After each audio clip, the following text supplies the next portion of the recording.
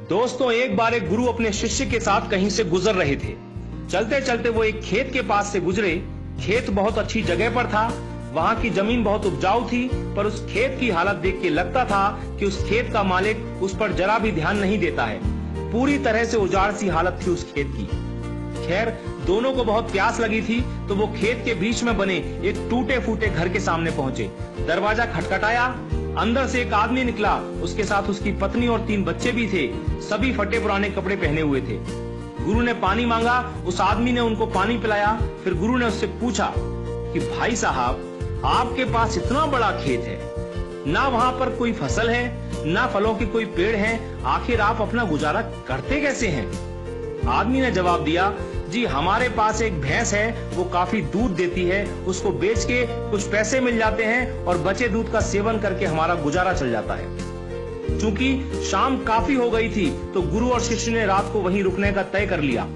आधी रात को जब सब गहरी नींद में सो गए, तब गुरु ने शिष्य को उठाया और कहा कि चलो चलो, हमें अभी यहाँ से निकलना है, पर जाने से पहले हम उस आदमी की भैंस को पहाड़ से गिराकर मार डालेंगे। ऐसा करने का शिष्य का जरा भी मन नहीं था। उसे यह बहुत गलत लगा, पर वो गुरु की बात को टाल नहीं सका। तो वो भैंस को मारकर रातों रात वहां से गायब हो गए। ये बात शिष्य के मन में बैठ गई थी। 10 साल के बाद वो शिष्य एक सफल आदमी बन गया, तो अपनी गलती का पश्चाताप करने के लिए और उस आदमी की मदद करने के लिए अपनी कार से उस खेत के सामने पहुंचा। पर वहां उसने देखा कि उजाड़ खेत एक शानदार फलों के बगीचे में बदल चुका था। टूटे फूटे घर की जगह एक शानदार बंगला खड़ा था। जहां एक अकेली भैंस बंधी होती थी, वहां कई अच्छी नस्ल की गाय और भैंसें बंधी हुई थी। शिष्य ने सोचा कि शायद वो परिवार अपनी जमीन किसी को बेच के कहीं चला गया है, और ये सोचकर वो वापस लौटने लगा, तो उसे खेतों में वही 10 साल पहले वाला आदमी दिखाई दे गया। शिष्य उसके पास पहुंचा, बोला, शायद आपने मुझे पहचाना नहीं, 10 साल पहले मैं आपसे मिला था। फिर वो आदमी बोला, नहीं नहीं, ऐसा नहीं है, मुझे याद है, आप और आपके गुरु आए थे। उस रात को तो मैं कभी भूल ही नहीं सकता। आप लोग बिना बताए चले गए, पर उस दिन न जाने कैसे हमारी भैंस पहाड़ से नीचे गिर के मर गई।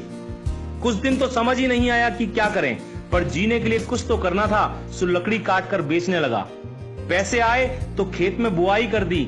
फसल अच्छी हुई तो उसे बेच के फलों के बगीचे लगा दिए। काम अच्छा चल पड़ा और आज मैं आसपास के 1000 गांवों में सबसे बड़ा फल व्यापारी हूं। शिष्य बोला, ये काम आप पहले भी तो कर सकते थे।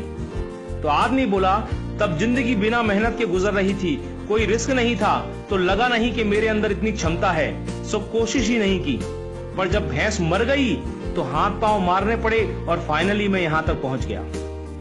दोस्तों, कई बार हम भी परिस्थितियों के इतने आदी हो जाते हैं कि उसी में जीना शुरू कर देते हैं, चाहे वो कंडीशन कितनी भी बुरी क्यों ना हो।